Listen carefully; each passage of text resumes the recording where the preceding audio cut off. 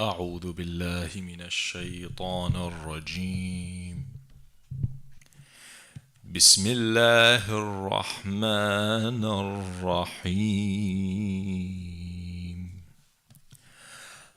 الحمد لله رب العالمين.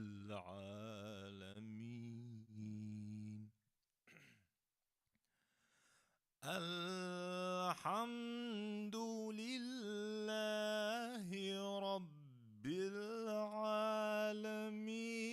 الرحمن الرحيم. الحمد لله رب العالمين الرحمن الرحيم مالك يوم الدين. مالك يوم الدين إياك نعبد وإياك نستعين. اهدنا الصراط المستقيم صراط الذين أنعمت عليهم إياك نعبد وإياك نستعين. اهدنا الصراط المستقيم صراط الذين أنعمت عليهم غير المغضوب عليهم ولا الضالين.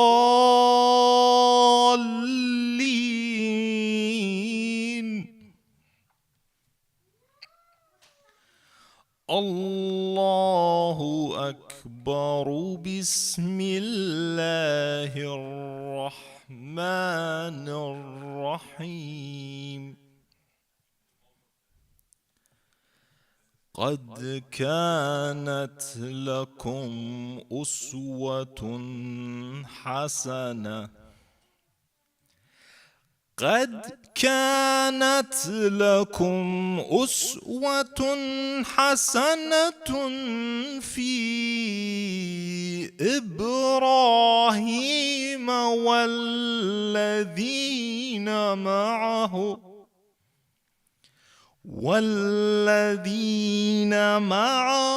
إذ قالوا لقومهم إنا براء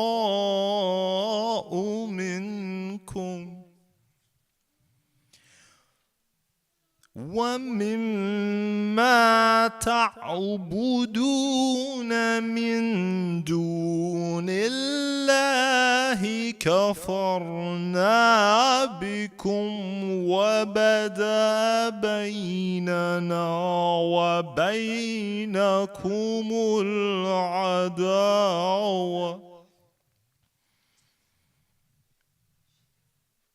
والبغضاء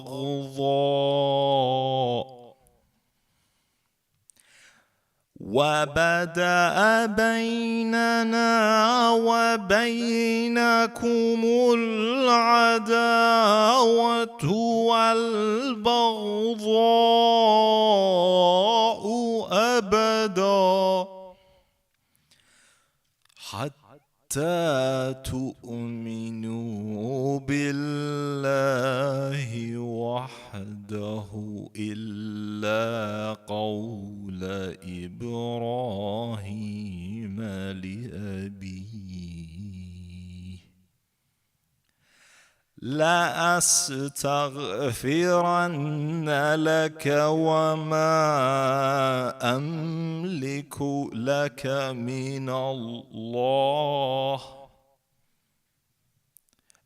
الله من شيء. ربنا عليك توكلنا وإليك أنبنا وإليك المصير. ربنا لا تجعلنا فتنة للذين كفروا واغفر لنا ربنا إنك أنت العزيز الحكيم. لقد كان لكم فيهم أسوة حسنة لمن كان يرجو الله. لقد كان لكم فيهم أسوة حسنة لمن كان يرجو الله واليوم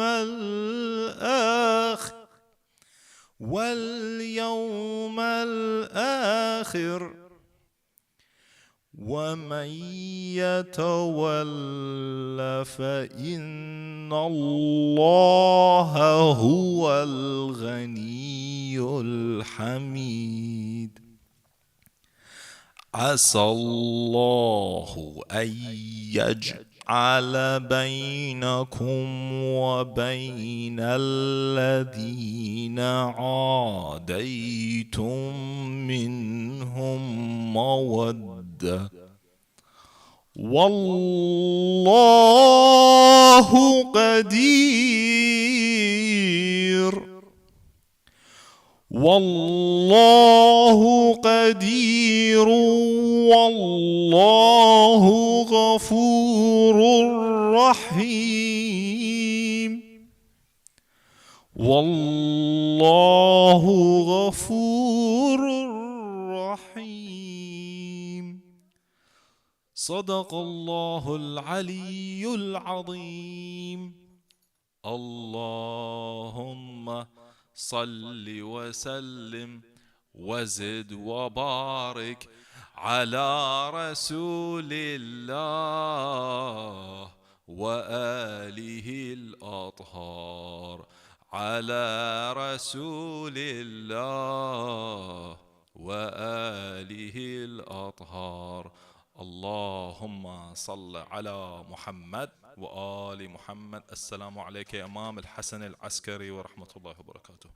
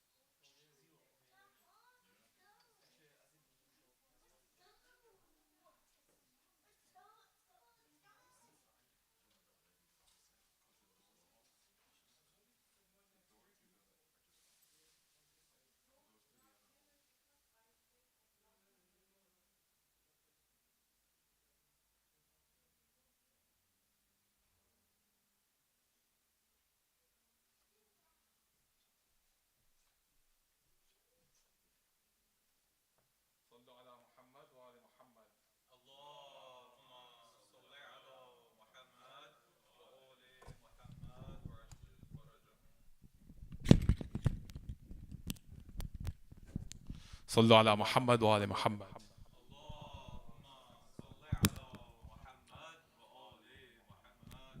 Apologies for the disruption. Inshallah, we'll proceed with the program. Tonight, of course, we're commemorating the martyrdom of our beloved 11th Imam Hasan Al Askari alayhi salatu wassalam, one who, through his marriage to the Roman princess Narjis Khatun Salamullahu alayha, united the tribes of Nabi Ishaq and Nabi Ismail alayhimus salatu wassalam, delivering the promised son, our present and living Imam, Al-Hujjat ibn al-Hasan al-Qa'im al-Mahdi Ajjalallahu ta'ala farajah. Insha'Allah ta'ala, we'll proceed with the main lecture for tonight by our beloved Sheikh Zaid Alsalami, followed by the Masa'ib and Latmiya, and finally the question answers. Please welcome Sheikh Zaid with 3 loud salawat ala Muhammad wa ala Muhammad.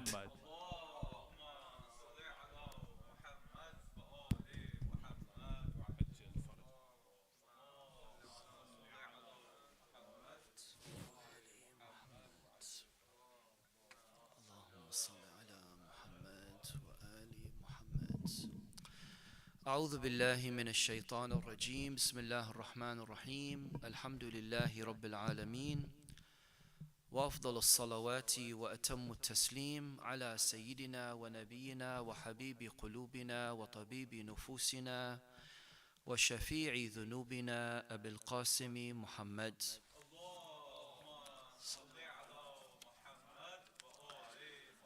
وعلى آل بيته الطيبين الطاهرين المعصومين الذين أذهب الله عنهم الرجس وطهرهم تطهيرا.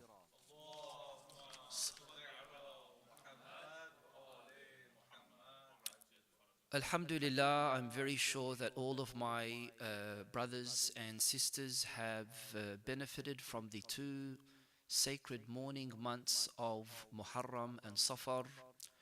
And as we know, proceeding from the month of Safar, there are all these important events as well, all the way up to the 8th of Rabi'ul Awwal.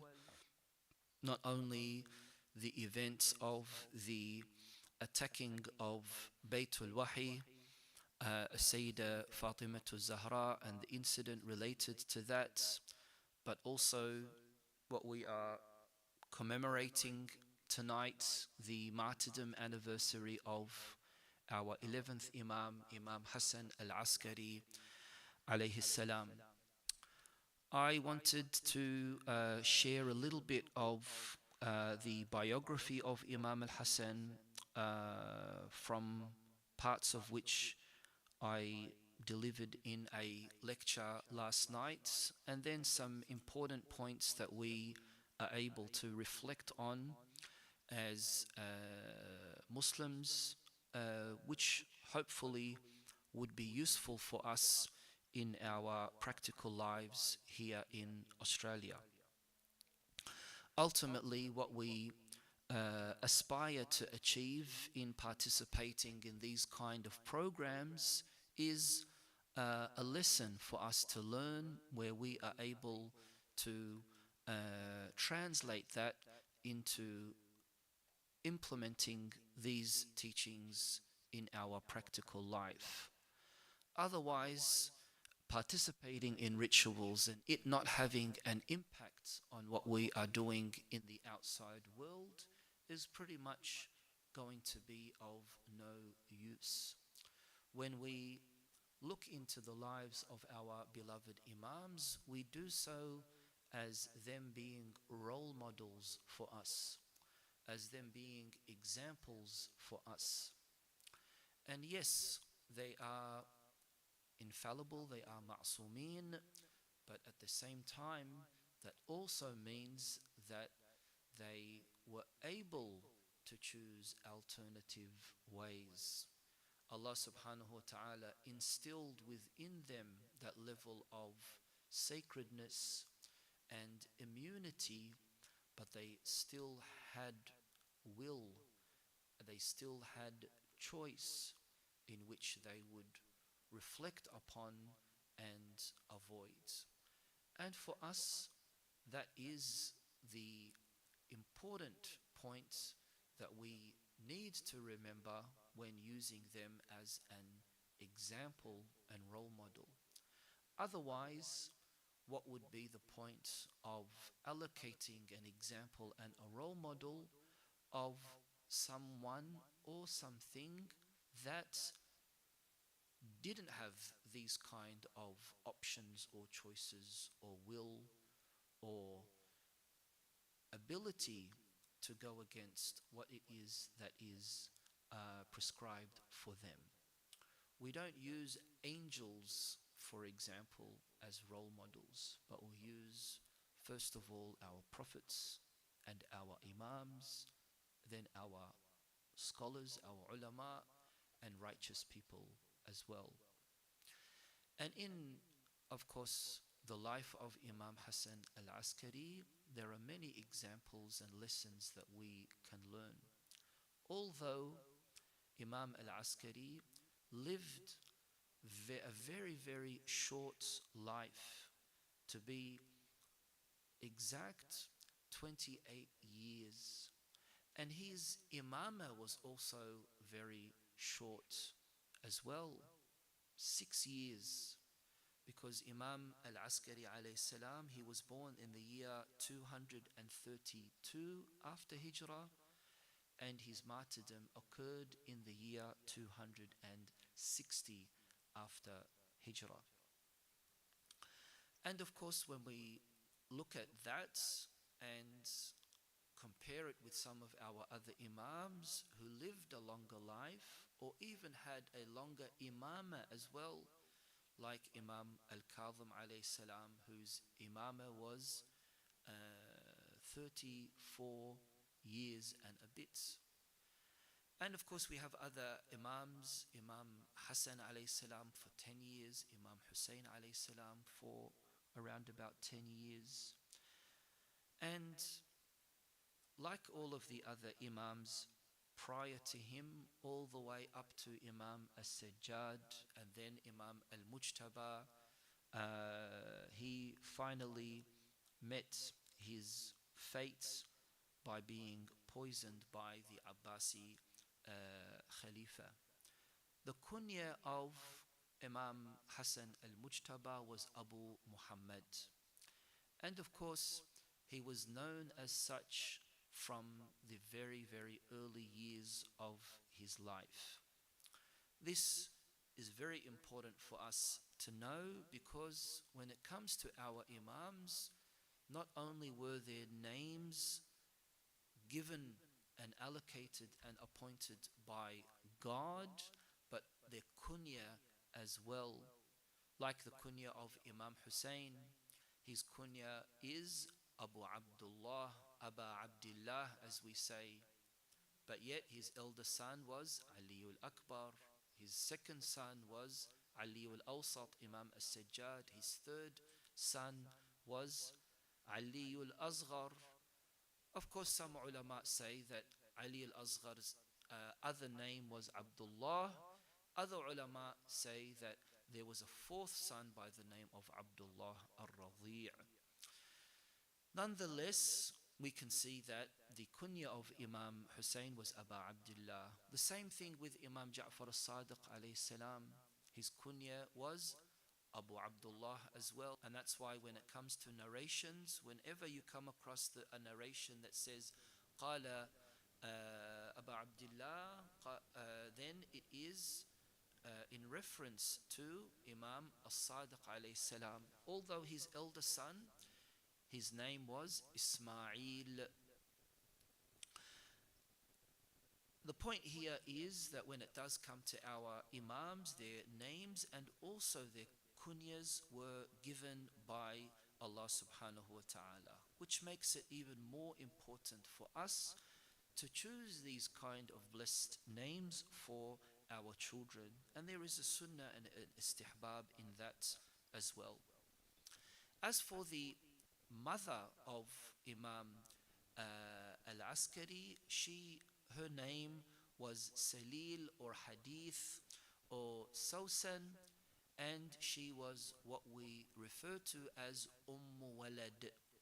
Walad means the mother of a child, which is a term that means that she had originally been a slave. So she was an ex-slave. From the time of Imam Al-Kazim onwards, the mothers of the Imams were all ex-slaves. And that's a very interesting thing for us to look into. Why were there that many Imams who, number one, married into non-Arabs, and number two, married an ex-slave? When we look back into history, we can see that something that was very, very common and normal around the world at that time was slavery, such that many people lived off of the slave trade. And of course, Islam took many important steps and measures to remove slavery from the Muslim Ummah, not eliminating it straight away and prohibiting slavery, but took wise measures to eradicate slavery. Because if it was the case that Rasulullah sallallahu alayhi wa or the Sharia, Allah subhanahu wa ta'ala, was to have from the very beginning legislate something that everyone would be very commonly accepting, then this of course would create such a negative repercussion that it wouldn't be achieving the required results and goals. And that's why there are numerous cases where things were either prohibited gradually, or things were introduced like alcohol, or things were introduced in such a way where people would evolve into accepting and acknowledging it. This is why in a lot of cases when it comes to the kafara of some of the things that we do in violation of something, like intentionally breaking our fast in the month of Ramadan, one of the things that is to be done as a kafara is itqu raqabah, which means to free a slave, and many, many other examples similar to that. There's also a strong recommendation. There's also the example of our earlier self-reliant, independent, and are able to carry on in the outer world without any reliance on their master.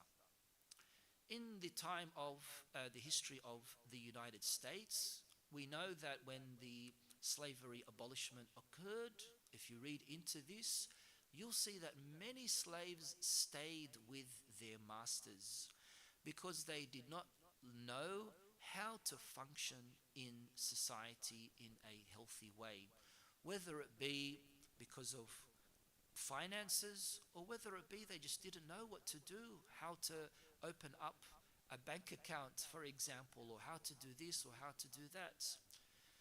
But in the case of our A'imma alayhim salam and the foresight that they had, they were preparing all of these things gradually.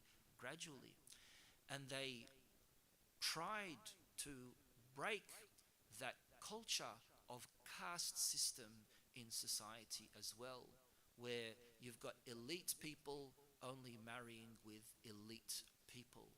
No, that's not the case. Where Arabs are only going to be marrying within Arabs. Rasulullah sallallahu alayhi wa alihi says, لا فرق بين عربي وأعجمي إلا بالتقوى. Al-A'jami, as even in the Quran says, is non-Arabic, non-Arab. And the Holy Prophet says there is no difference between an Arab and a non-Arab except in piety. Because at that time, and we can see this in today's society, that level of patriotism and nationalistic kind of mentality that some people unfortunately have, where they see their race or their nation superior to others, and those who are around them are inferior to them. That's a very, very dangerous kind of mentality. And white supremacists and these kind of people are there. We don't need to go there. We have in our Middle Eastern countries and around Asia as well, there are unfortunately some people who still harbor such a mentality. Inna akramakum, as the Quran says, Inna akramakum indallahi atqakum. The most noble among you are those who have the higher level of piety and righteousness. That's the Quranic principle that we have, and that is the Sunnah of Islam. Rasulullah sallallahu alayhi wa would refer to Salman as Salman al-Muhammadi, not Salman al-Farisi, Salman al-Muhammadi. Salman minna, as he had said, Salman minna Ahl al-Bayt. Allahumma salli ala Muhammad wa ali Muhammad. And of course, this is all to break that negative cultural practices that people had at that time. And until today, such a mentality still exists among some. Who was the mu'adhin of the Holy Prophet? Bilal al-Habashi, who came from Ethiopia, right? And this is, of course, a lesson for us that we need to remember that there is no place for racism and nationalism in Islam. There is no place for that. And there's also no place for caste system or thinking that you are of an upper class society, that you live in, for example, Guildford, and therefore you don't marry anyone from Auburn because Auburn is lower class. Just using these as examples, don't, take my word for it. That's very bad. Or because you are a Dr. Sab or Mohandis or an engineer, or you have a PhD in this, then that means you have to marry someone who is, of that same caliber, of that same level, and you won't be interested in marrying anyone lower than a master's degree. That's absurd, unfortunately, and that's also unethical in the eyes of Islam. You look at piety, you look at family, you look at righteousness, and our Imams alayhim salam were born from that kind of a woman who was an ex-slave, but she had the characteristics of what a wife and a mother needs to have. And that is extremely, extremely important for us to learn. So Walad basically means that if a free man was to marry a slave, and she was to bear a child for him, and he dies, the wife automatically becomes free, and of course so is the child as well. And of course, this means that there's going to be less slaves, number one, and it also means that I'm breaking this really, really bad culture that you think that you are all the way up there, that you can't marry to someone of a lower class in your society. Again, as I said in the beginning, when we look at our imams, it's just lessons that we need to learn and of course implement them in our lives. Imam Al Askari alayhi salam, when it came to the issue of how he dealt with the society at his time, it was a very difficult time. This was a time, of course, where number one, there were different factions and groups, where we can see that there were even different cults and groups and sects within the Shi'i faith as well. You had the Ismailis rising, you had the Waqifis, you have the Fatahis, and you have other groups as well. And all of them were challenging the authority of the Imam. From the time of Imam Al-Kazim alayhi salam onwards, they challenged Imam Al-Kazim, the Ismailis, then with Imam Al-Ridha and the Waqifis, and the others after that. Not only that, not only were there those internal challenges, there were the external challenges and enemies as well, where the Shia were being persecuted, such that even though Imam Al Askari was born in Al-Madinah Al-Munawwara, he was a very, very young when they were forced to move and relocate to a military fort, which was, of course, Samarra, and that was the stronghold for Bani al-Abbas at that time, the Abbasid dynasty. And that's why Imam al-Hadi and Imam Hasan are referred to as al-Askari, because in Arabic al-Askar means military fort where the army was, and of course that means that it was the army of Bani al-Abbas. Imam al-Askari alayhi salam, he lived through three different Abbasi rulers.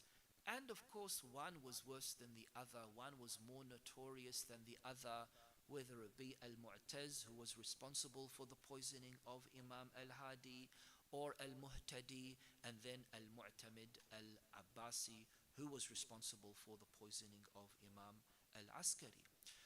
One was worse than the other in the sense that although they had reached that status of being the Khulafa through their affiliation to Bani Hashim, Bani al-Abbas and Bani Hashim were cousins, number one.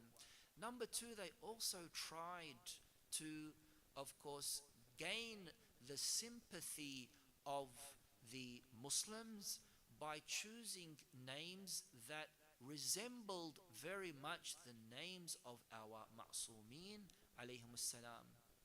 Like what I just said, Al-Muhtadi, very similar to Al-Hadi and Al-Mahdi, right? And all of Al-Mansur, Al-Abbasi, and all these other names that I'm sure you are all familiar with, resembling very much the names of our Ma'sumin. Again, to try to get people to bring them closer to these people. But that, of course, did not occur.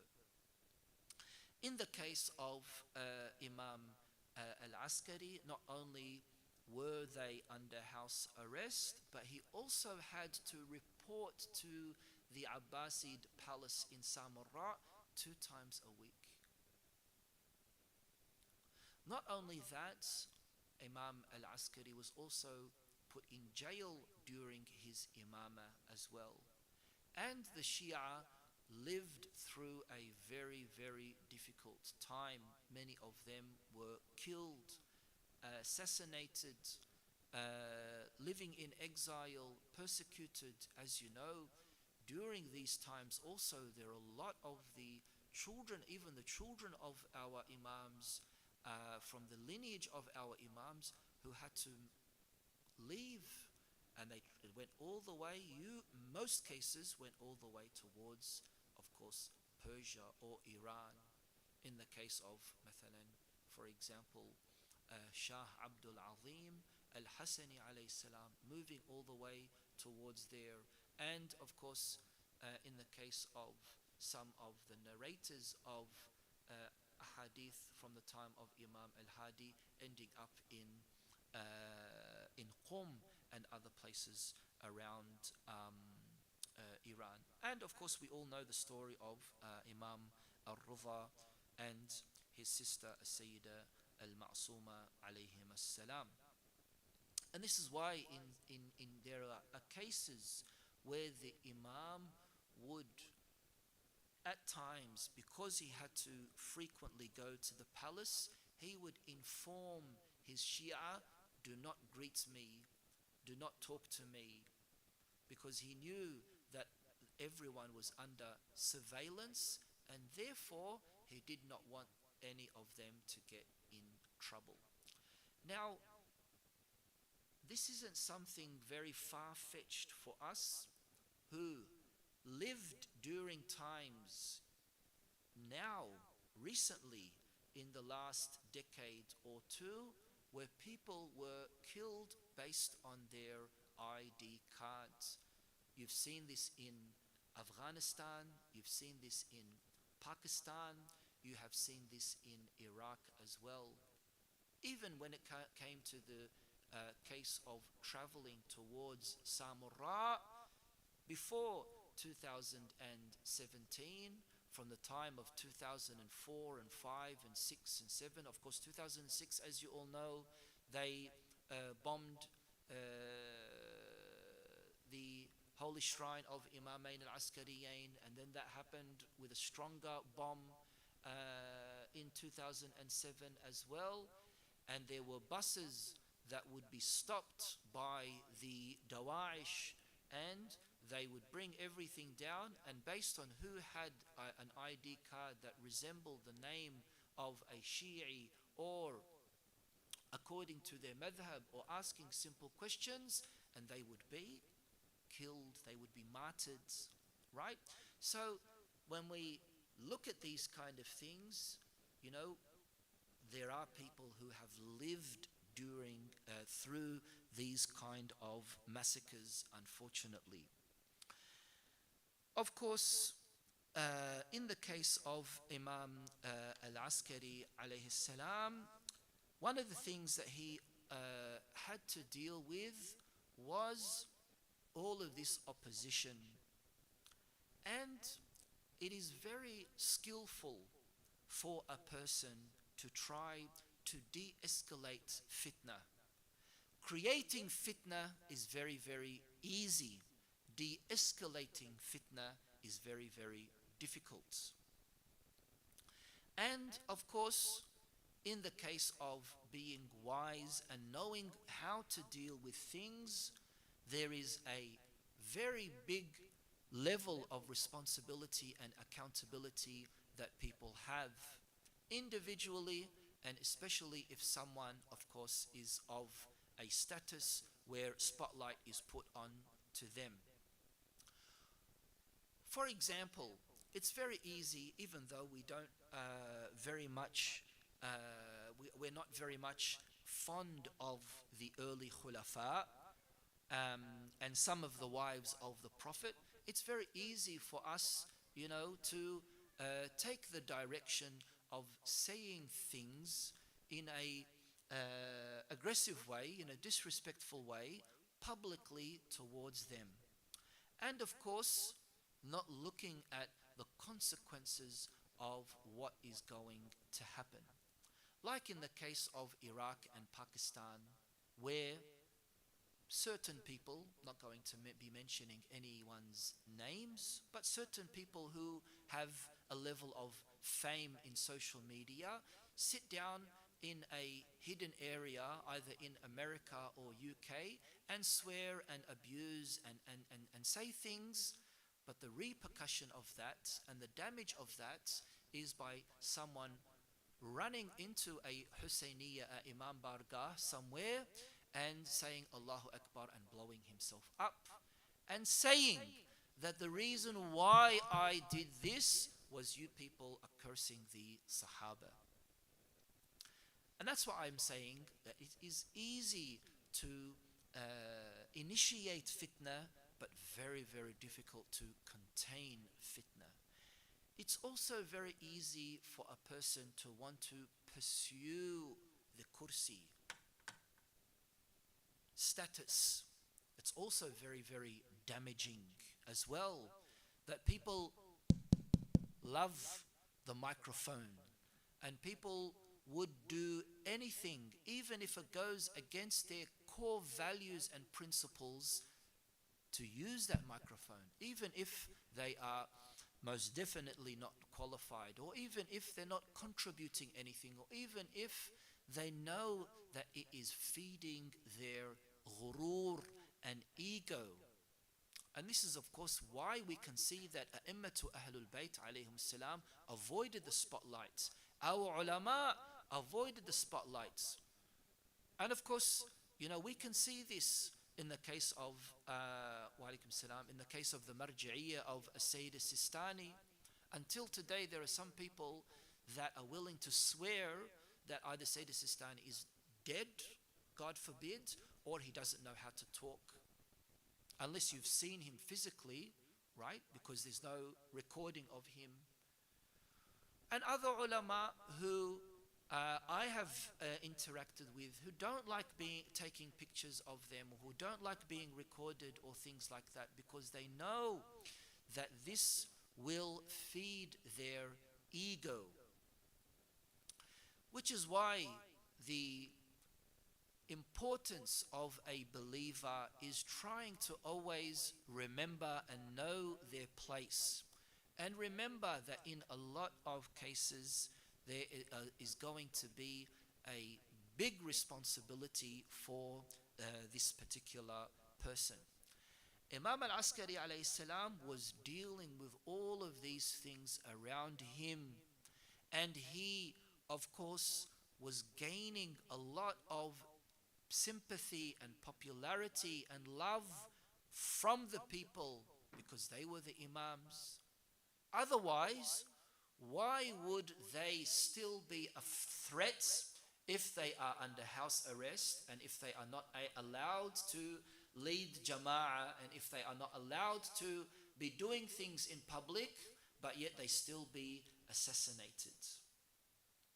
This is of course the reason why, of course, our imams had that charisma, where people knew that not only did they represent al-Islam al-Muhammadi al-Asil, the original orthodox Islam that Rasulullah sallallahu alayhi wa brought, but also they saw these people as genuine.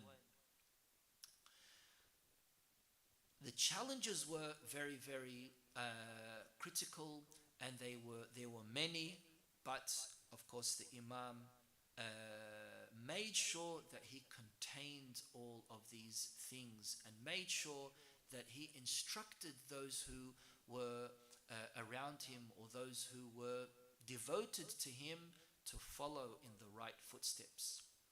Another thing that's very important that Imam Al Askari alayhi salam did, like his father Imam Al Hadi, was prepare the mindset of the Shia in how they are going to be dealing with an absent Imam.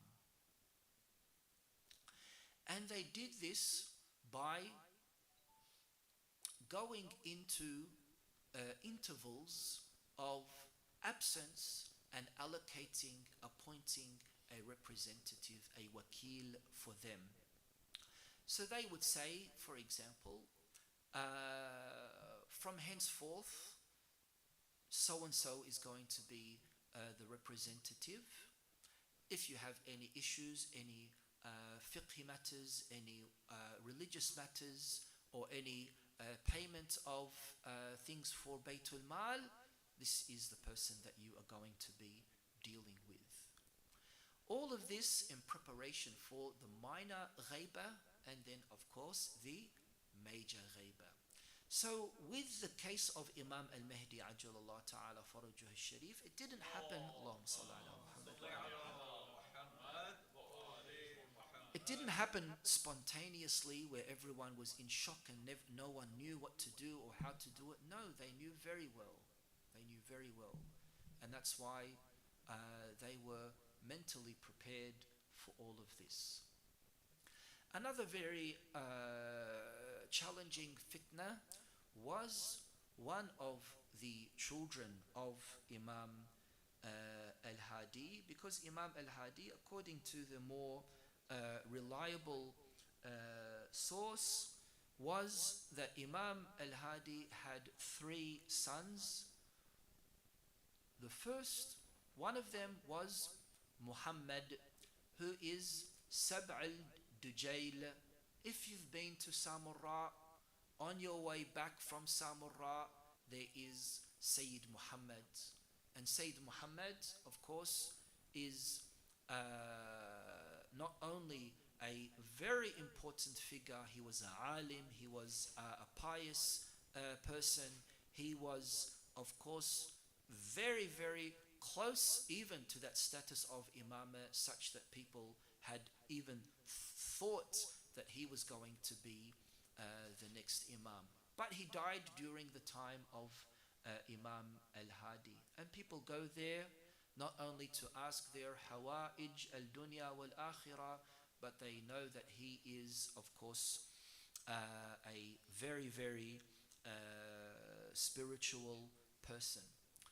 The other was Al-Hasan, of course, and the other was Ja'far. There is also a view that there was another son by the name of Hussein, that Imam Al-Hadi had Hassan and Hussein, Muhammad, Hassan, Hussein, Ja'far. Ja'far is known as Ja'farul Kadhab. Al-Kadhab means the liar, because unfortunately, due to, as I said, that ego, that wanting status, that wanting to be the leader, he went against his principles and the principles of his family, and became so much engrossed in dunya that he claimed imamah. And of course there's a detailed story of Ja'far al-Kadhab. He was a very stubborn person. He was influenced by his surroundings, and the Abbasi Khulafa also capitalized on this as well to create more instability among the Shia, promoting this kind of a person. He, of course, did try to do a lot of things. Not only did he try to pray over Imam Al Askari at the time of Imam Al Askari's martyrdom. As you know, Imam cannot be prayed over unless it is another Imam.